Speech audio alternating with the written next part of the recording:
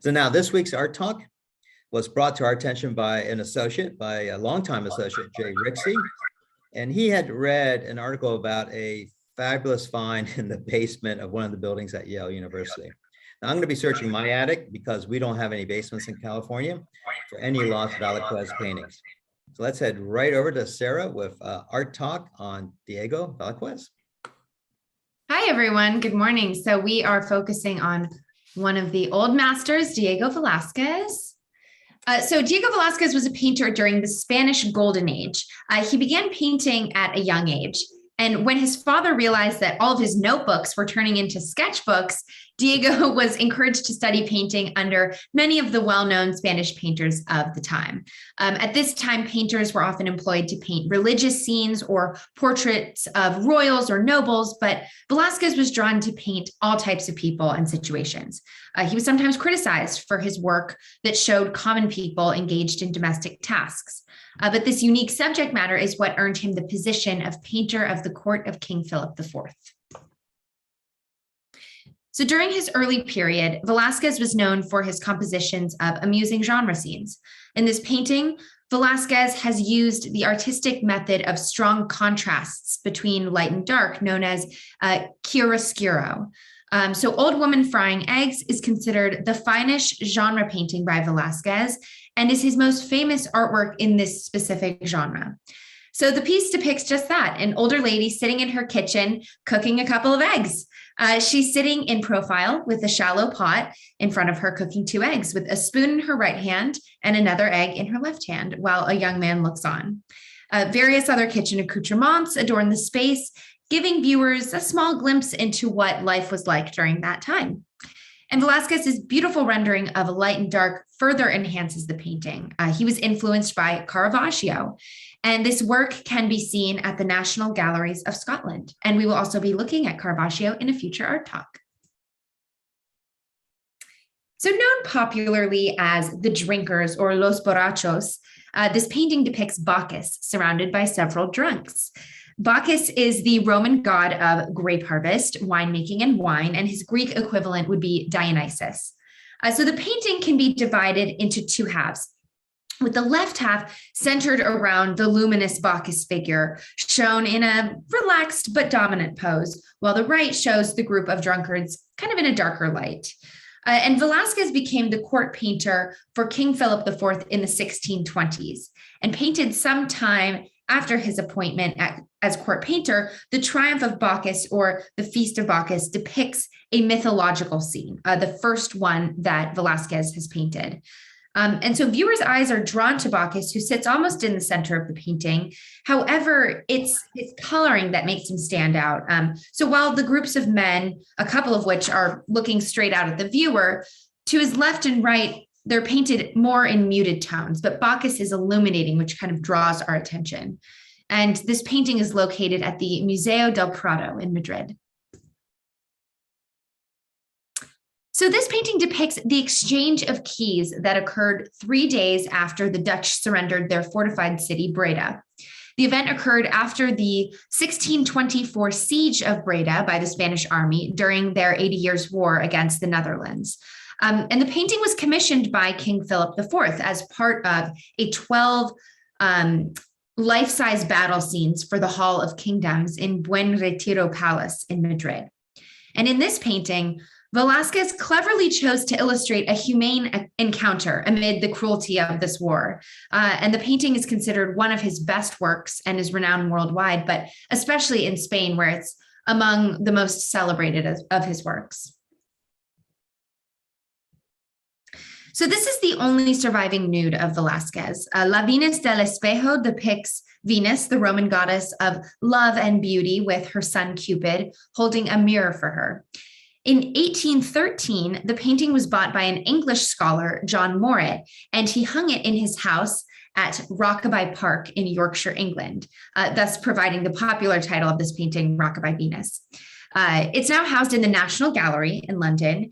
And the painting made headlines in 1914 when it was vandalized by a Canadian feminist, Mary Richardson, who became known as Slasher Mary. But it has been restored since the slashing, thankfully.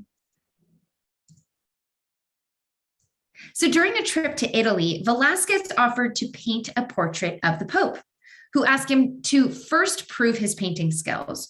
So Velázquez's portrait of his servant, Juan de Pareja, convinced Pope Innocent X of his talent and then resulted in the creation of this famous masterpiece. The portrait shows such ruthlessness in Innocent's expression that some feared it would displease the Pope. But Innocent X was rather pleased, and according to legend, he said, "Troppo vero," meaning all too true. Famous 20th century painter Francis Bacon painted a series of variants of this painting called The Screaming Popes, which are now famous in their own right. But the portrait of Innocent X is considered by many critics as the finest portrait ever created. And Guardian calls it the most acute study of personal power in the history of art. And we'll also feature Francis Bacon during another upcoming art talk. But Innocent X has been a source of inspiration for many artists throughout the years and is located at the Dora Pamphile Gallery in Rome. So Las Meninas, this is considered one of the most important paintings ever, which is a pretty lofty title to take. Las Meninas depicts at its center the 5-year-old Margarita Teresa. And the infant Margarita is surrounded by her maids, bodyguard, 2 dwarfs, and a dog. On the left, Velázquez depicts himself with a brush, which led the BBC to call this masterpiece the world's first photobomb. And above the head of the princess is a mirror, which shows her father and mother, King Philip IV of Spain and Mariana of Austria. Painted in 1656, this grand artwork, both in its size and its content, is a group portrait with a sense of realness. And it is the most famous painting by Velázquez and considered his supreme achievement. And it's one of the most analyzed paintings in Western art history. I mean, I even remember seeing this, in elementary school. They would, show us this is, what Spanish Golden Age painting was. And throughout high school, just seeing this painting many times come up. So previously believed to be a depiction of women workers in a tapestry workshop, this painting is now considered a representation of Ovid's fable Arachne by most art critics. So in Greco-Roman mythology, Arachne was a mortal woman, an extremely talented weaver whose pride got her involved in a weaving competition with Athena, the goddess of skill and inspiration. So during the competition, Arachne's weaving was more beautiful, which not only insulted Athena, but also Zeus, her father, and the king of the gods. And so this led to Athena turning Arachne into a spider. And it's from this fable that the creature gets its alternative name, Arachnid. The piece is also known as the Fable of Arachne, and it was painted by Velázquez during his years when his artistic talent was at its peak. It's considered among his most ambiguous and complex masterpieces. So this is a very special piece that we'll end on, and AJ kind of mentioned this was the inspiration for us doing Velázquez today.